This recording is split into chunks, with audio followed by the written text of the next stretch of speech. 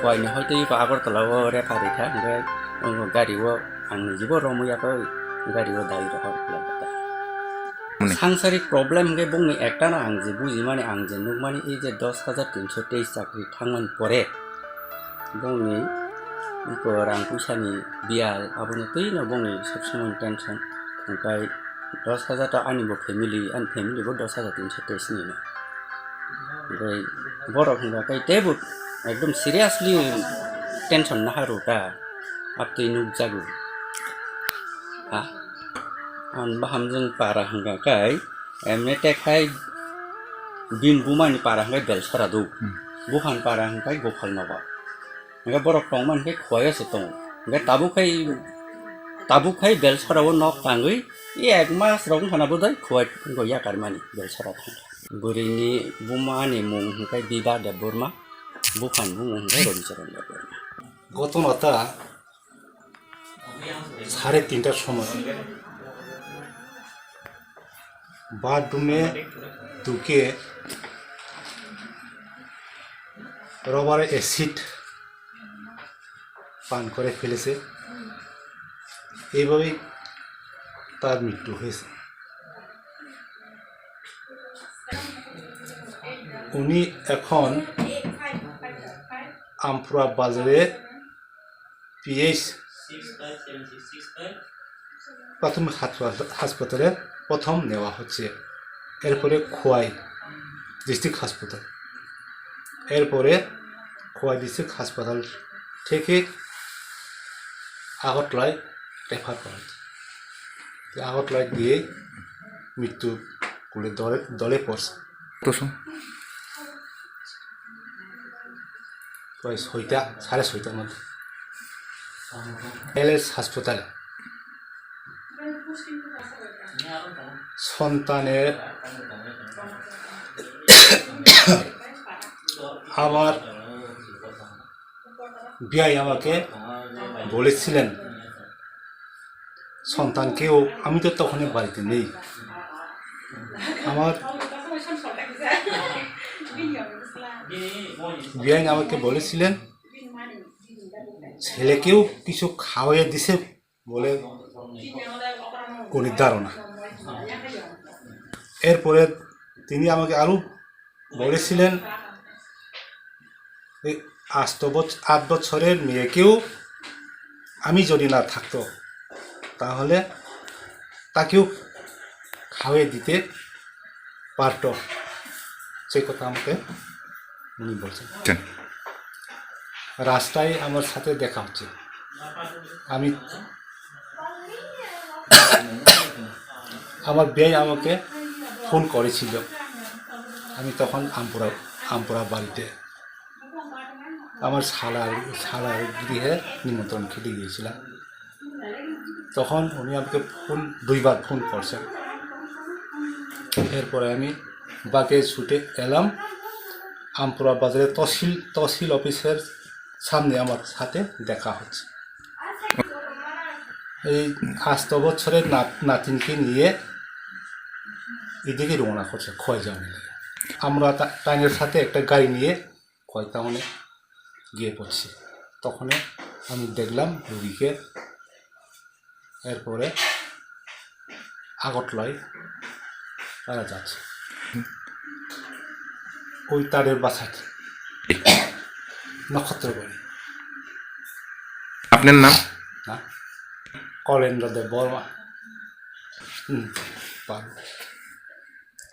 ছেলের নাম দীনেশ দেব বর্মা আর ছেলের বধূর নাম রুমি দেব বর্মা আর মেয়েটির নাম হচ্ছে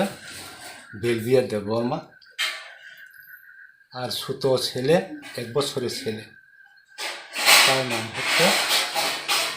আয়ান দেব বর্মা নক্ষত্রবাড়ি থেকে নক্ষত্রবাড়ি বাড়ি এলে 4টার সময় আমরা এখানে পড়ছে অ্যাসিড খাইয়া পেশেন্টটা আর পেশেন্টের অবস্থা খুব খারাপ মানে আশঙ্কাজনক এবং আমরা প্রাইমারি ট্রিটমেন্ট দিয়ে পেশেন্টকে রেফার করে দিচ্ছি স্যার বাচ্চাটাও কি অ্যাসিড খাইছে করে আপনারা বাচ্চাটা তো এমনি কোনো বাচ্চাটা তো এমনি আমরা এরকম কোনো সাইন সিমটম পাইছে না যে অ্যাসিড খাইছেনি না খাইছেনি জানি না। তো বাচ্চারাও মার সঙ্গে রেফার করে দিচ্ছে আর কি। আমার 24 রামচন্দ্রঘাট বিধানসভা কেন্দ্রের অন্তর্গত নক্ষত্র বাড়ির জৈনক দীনেশ দেববর্মা, গ্রাজুয়েট টিচার, এবং তার পরিবার রুমি দেববর্মা পিজিটি, বর্তমান আমপুরা 12 ক্লাস স্কুল, এবং দীনেশ দেববর্মা জিটি, বর্তমান ওয়ান্ডারল্যান্ড হাই স্কুলে উনি দুজনই শিক্ষকতার রূপে তাদের ছিল। তো শোনা গেছে 10,323-এর মধ্যে তারা স্বামী স্ত্রী দুজনই, দীনেশবাবু এবং তার মিসেস রুমি। তো শুনেছি আজকে 9 জানুয়ারি 2021 প্রায় 3টা থেকে সাড়ে 3টা নাগাদ হঠাৎ তাদের বাসভবন নক্ষত্র আমপুরা বাড়িতে ওষুধ খেয়ে হঠাৎ গুরুতর অবস্থায় রুমি দেববর্মাকে জিবি হসপিটালে নিয়ে গিয়েছিল এবং জিবি থেকে খোয়াইয়ে নিয়ে গিয়েছিল। তো খোয়াই থেকে জিবিতে রেফার করার পর জিবি থেকে আইএলএসে রেফার হয়েছে বলে আমি শুনেছি, যতটুকু আমার কাছে তথ্য এসেছে। এবং জিবি থেকে আইএলএসে রেফার করার পর রুমি দেববর্মাকে মৃত্যু বলে ঘোষণা করা হয়েছে। তো সেই দুঃসংবাদ জেনে আমি খুবই দুঃখিত, কারণ যে কি কারণে বা কেন কি হচ্ছে তাদের বাড়িতে এখন পর্যন্ত স্পষ্ট জানিনি। তারপরও একটা মর্মান্তিক ঘটনা যে স্বামী স্ত্রী দুজন 10,323 বলে আমি শুনেছি। তো তার জন্য নাকি 10,323-এর কোনো একটি কারণে হয়তো এরকম হয়েছে। তো আমি মনে করি 10,323 তো গত মার্চের 7 তারিখ না 6 তারিখ থেকে তাদের আন্দোলন চলছে সেই আগরতলাতে। তো এখন